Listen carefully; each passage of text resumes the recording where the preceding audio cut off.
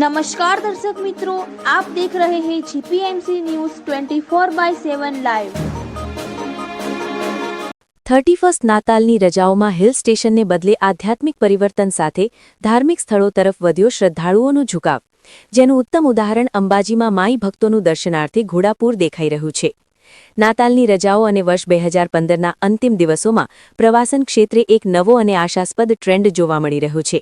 પ્રવાસ માટે હિલ સ્ટેશનો પર જવાને બદલે લાખોની સંખ્યામાં લોકો આધ્યાત્મિક શાંતિની શોધમાં પ્રસિદ્ધ શક્તિપીઠ અંબાજી ખાતે ઉમટી પડ્યા છે।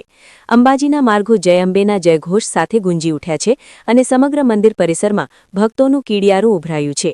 લોકો હવે ભૌતિક મોજમજાને બદલે દેવદર્શન અને ભક્તિમય વાતાવરણને વધુ પ્રાધાન્ય આપી રહ્યા છે, જેના કારણે લાખો શ્રદ્ધાળુઓએ માતાજીના ચરણોમાં શીશ ઝુકાવી ધન્યતા અનુભવી છે।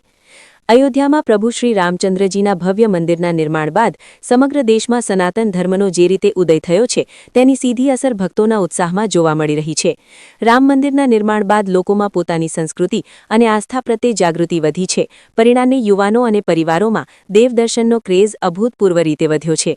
શક્તિપીઠ અંબાજીમાં જોવા મળી રહેલો આ ભક્તિનો માહોલ એ સનાતન ધર્મની અતૂટ શ્રદ્ધાનું પ્રતીક છે, જે સમાજમાં આવેલું એક ખૂબ જ સકારાત્મક અને ગૌરવશાળી આધ્યાત્મિક પરિવર્તન દર્શાવે છે। હિન્દુ સનાતન ધર્મ ગુજરાત ભારત દેશમાં પ્રજ્વલિત દેખાઈ રહ્યો છે। Bureau report GPMC news 24/7 live.